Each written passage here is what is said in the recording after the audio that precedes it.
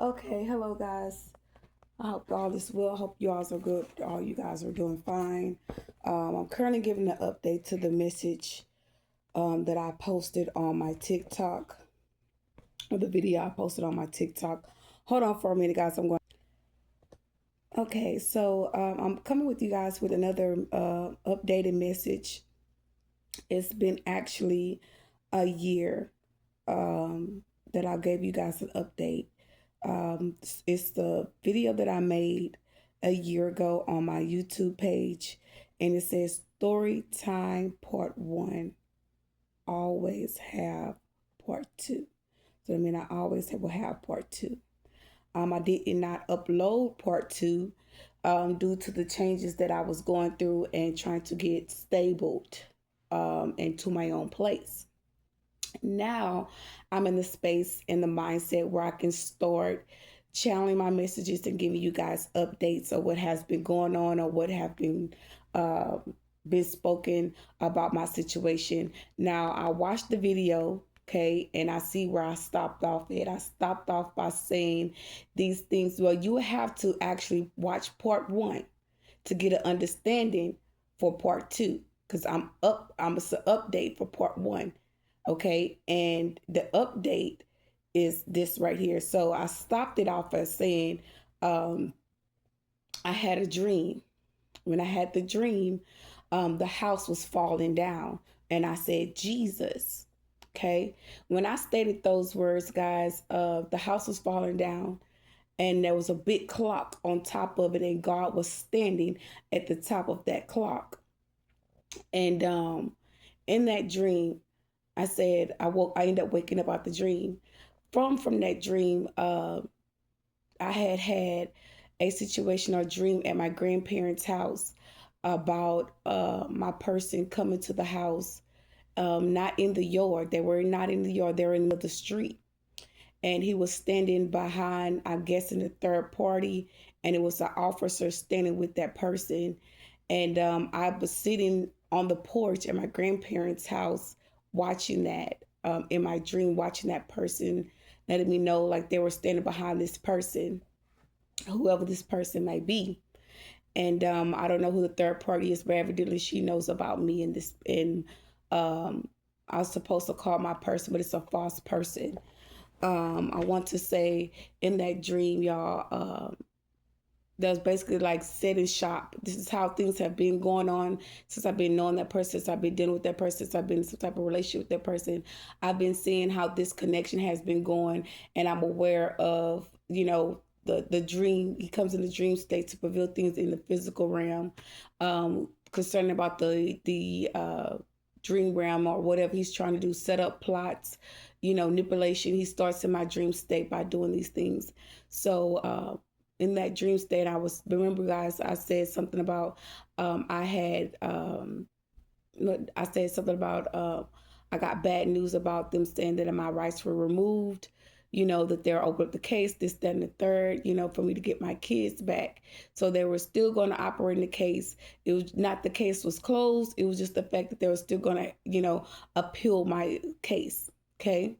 And I went outside, I was seeing my grandparents, my cousins and my auntie was not giving me, how would I say this? They were not giving me, advice. They were not telling me Erica's going to work out, Erica this, that, and third. It was like everybody was already planned up to come up against me in some way or form. They had already had it set up. They was sacrificing me and my kids. That's just the part of Portland. It's nothing else that I could come from that. It's just a simple point blank. It is what it is. There's too many people going through this experience and having this experience and not speaking the whole truth. They were trying to sacrifice me and my children. They even tagged the yard by putting a pink tag, a wooden stick in the yard, and putting a pink tag on it. Now my neighbor's yard, her son is an officer. Okay, he works for the police. Just saying that, and it was in between their yard and ours. And when I got there, that stick was there in the physical realm. And they were like basically saying they tagged it to let me know, like, hey, this is where this is where the next attack is going to happen over here at this address. So the authority, they were tagging the home to let them know, like, this is what was going to happen. So when I back to the story where I went outside to my grandparents' house and was asking, information about, telling them information about my case, about my kids, and they were just, it was like they couldn't wait for me to say something, and then immediately they were already against me. So at that moment, I was arguing with my auntie, my auntie, and she said, "Well, you can leave. We don't need you here. We don't want you. I don't want you here anyway. You can leave." And I said, "Well, I've already talked to my other auntie, and she said I can stay here, and I'm not leaving. I don't have to leave. I've done nothing wrong." I said, "All I'm doing is expressing myself of what happened and why y'all not supporting me or whatever." And my cousin was sitting outside. My other cousin daughter, which is Kamitra, her daughter was outside. And mind you, guys, she didn't even speak. She didn't even address. They had already knew what was up. This is a whole family plot.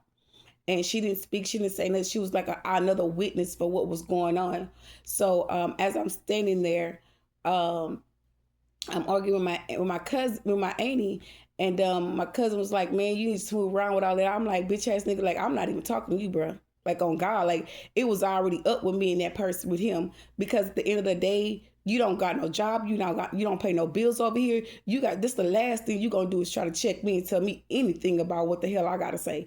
I'm a grown ass woman. I'm growner than you." So I wasn't going to take anything from that person or my family members. Like, I always been a person to speak my truth and stand in authority and stay my ground with anything that was going on with me. That's why my family, sometimes they look up to me and be like, "Well, this, that, and the third, whatever." They'll ask me for advice because they know I'm gonna be straightforward.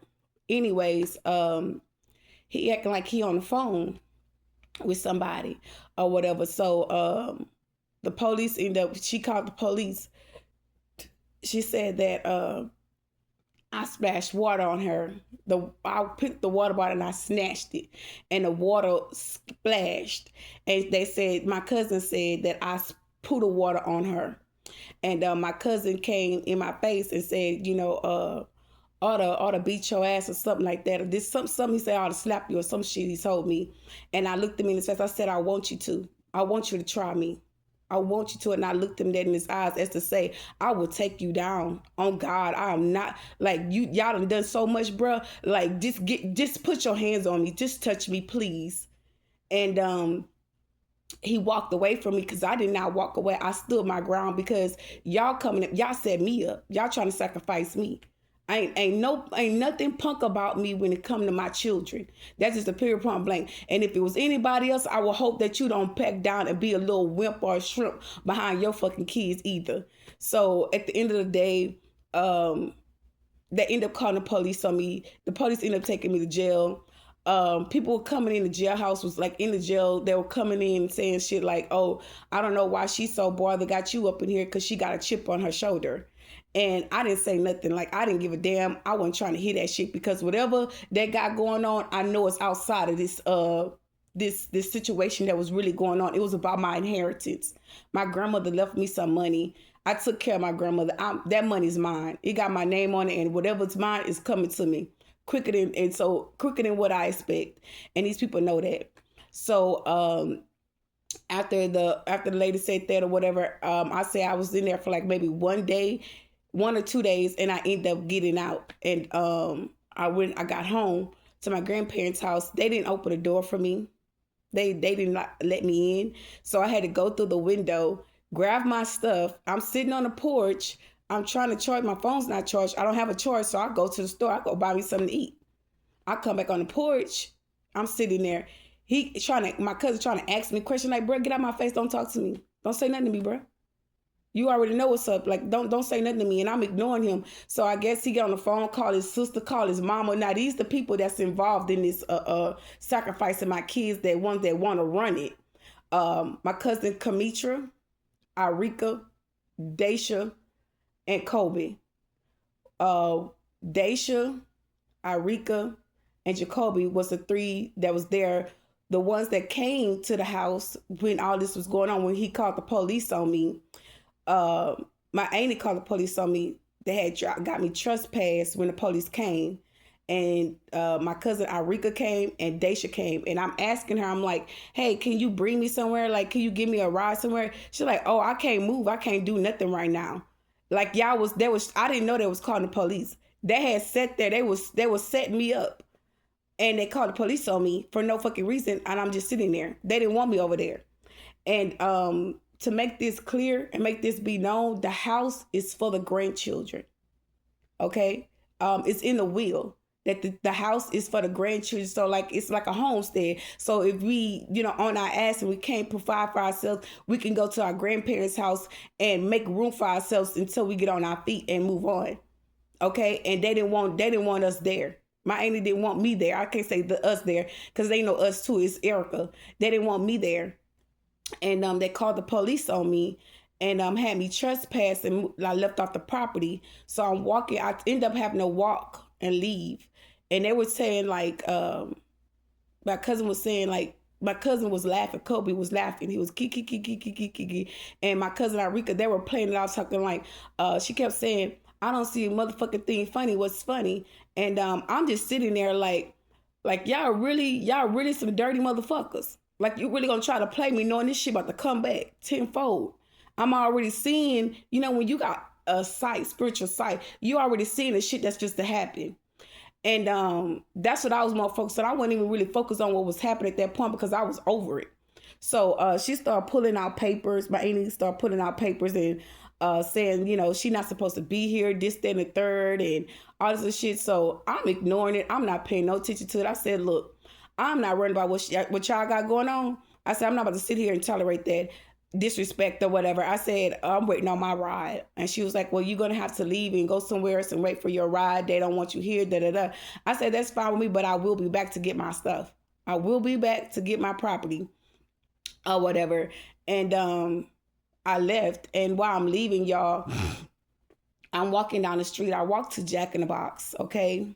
And the whole time I'm walking, I could hear my person telepathically talking to me in my ear saying, oh, go to Jack in the Box. And then the comic in my ear, she's saying, oh, go to McDonald's, this, that, and the third. And he was like, well, no, they're watching you. Go to Jack in the Box. And I'm like, they're really attacking. They really doing this, right? So I go to Jack in the Box, you know what I mean? So, because I worked there before, so I go there. And I call my guy friend that I know, and he comes through and pick me up or whatever, and gave me a little change, and I stayed over there for like maybe a night or two or whatever. And then, I kind of just went on with my own life and my path and what I needed to do. And yeah, that's part of the part two, what information that I have to release to you guys tonight. Excuse me. So that will be another part to this. There will be an update. It's not going to take as long as the first one did. I tell you that for sure. It will not be as long or brief or whatever. I'll give you much information as possible, but I will say the law enforcement are involved. I want to say too, because I missed out some parts, when they called the law enforcement on me, I had the radio recording. I recorded it, me talking to the authority at my grandparents' house when the accident went on, and I was explaining to them what happened. My phone had went dead, and the whole video was gone off my phone when I got my property back. But in the meantime of the situation, I kept, I can't say fighting. I wouldn't say a fight, because if I'm fighting, I'm assaulting the police. I was not willing to go in cuffs, and they proceeded to try to put me in like some type of straight reserve, and I ended up getting out of it. And I said, my kids are free. I'm free. Me and my kids are free. And I was screaming it in the police car, and I see my cousin looking, and his eyes was so big, like he was terrified. He was scared. They know that they lost the battle concerning me. They knew that they wasn't going to win. And I said to myself, like, my kids are going to be okay. And I kept telling the officer, you wrong. You know this wrong. You know this shit ain't right. And I say, I won this already. Like, they were so nervous because I was speaking against I knew that they were doing to me. As I'm speaking against them, like, they get me to the police. They put me back in the little suit thing or whatever, and they give me to the police.